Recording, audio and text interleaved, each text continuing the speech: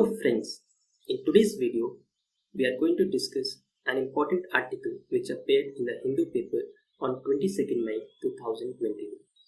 This article I am going to discuss under the General Studies paper 2 under subheading Development Processes and the Development Industry, the role of non-governmental organization, self-help groups, various groups and associations, donors, charities, institutional and other stakeholders.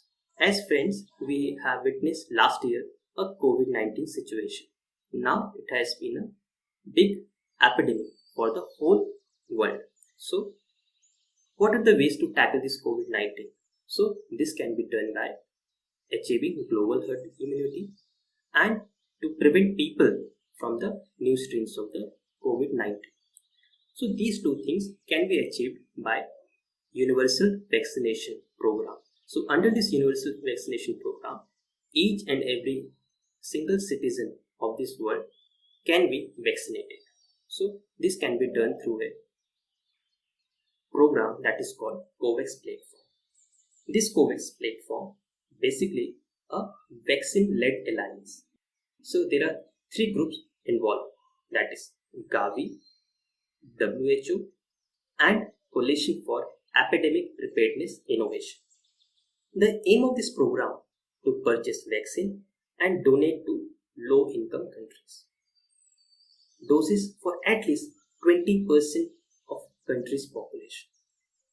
Diverse and actively manage portfolio of vaccines. Vaccine delivered as soon as they are available. And end the acute phase of the pandemic and help in rebuilding economics of different countries. But recently, a very important statement said by WHO Director Dr. Tedros Adhanom. He warned that people in the low-income countries, they might have to wait till the year 2022 to get vaccinated through this program. So now we have to analyze why this statement given by this WHO Director. So this we can study in the context of, as we have witnessed, the developed countries like the USA, the UK and the Russia. They all have developed the vaccine and they have registered the vaccine under WTO patents, that is called TRIPS. Now we are going to discuss that how these vaccines can be available at affordable and massive quantities throughout the globe. So, what the things need to be worked out? First of all, the patent owners who developed the vaccines in USA, UK, Russia, they have to give voluntary licensing their product to the other companies so that they can also produce the vaccine and in a large scale, so that vaccine is produced very quickly and delivered to every country. The second thing, that government can issue compulsory licenses. Under this compulsory licenses, that is overriding the patent right to allow local production. Recently, India and South Africa urged to World Trade Organization to temporarily suspending patent rights for the COVID-19 vaccine production. Fourth, that India is going to play a key role because they have a large sector in pharmaceutical and they have experience of mass production of vaccines at a very low cost. So now let us take a case study of HIV/AIDS. So as we have witnessed that some times ago there was a large number of HIV/AIDS were increasing, especially in the African countries. So it was a decades of struggle over patent right, access to medication for HIV/AIDS. So if that can be achieved in that time, now we are a globalized country. So it is possible through voluntary licensing.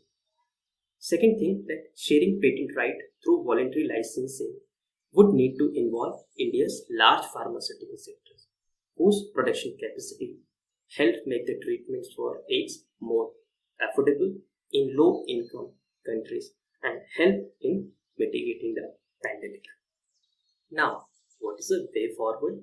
So the way forward is that voluntary license will enable production of the vaccines quickly under UN medicine patent pools stands ready to accept voluntary licenses. So what is this UN medicines patent pool? So this is one of the important tools under voluntary licenses agreement. So what is the other tool under WHO? That is called COVID-19 Technology Access Pool. So this will help treatment to enable the mass production at a cheaper rate so that every single person on this earth can be vaccinated. All these things will overcome the patent hurdle and will ensure social justice and boosting the COVID-19 battle. Now friends, we are going to discuss some of the keywords which appeared in this article. So first one is called TRIPS. So what is TRIPS? In 90s, WTO established global intellectual property rights. Global intellectual property rights. So this is called TRIPS. The full form is Trade Related Aspects of Intellectual Property Rights Agreement. Now what is TINOFIR? TINOFIR is the first line of defense medicine given to HIV/AIDS patient. Now what is Doha Addendum Section 5C? Under this, there are certain diseases which are classified under health emergencies. So we have witnessed malaria, tuberculosis, that is called TB, AIDS. And it's very much is that COVID-19 is a pandemic. So COVID-19 will easily qualify under Doha Addendum Section 5C, which help in granting the patent easily. Then we are going to discuss about the case of Gilead. Gilead is one of the largest pharmaceutical manufacturer. What it did, it placed more products in the patent pool than any other producer. So what it led to? It led to their licenses required the license to pay Gilead a royalty of 3% of the sales of the drugs. So this led to the sales in low income countries. So this step led to production of the HIV/AIDS medicines at a very cheaper rate. So earlier the prices used to cost around $300 to $200 per person per year. So after this initiative, the cost reduced to only $19 per person per year. Thank you friends. So these are the important things which have been discussed in the article. Okay, thank you.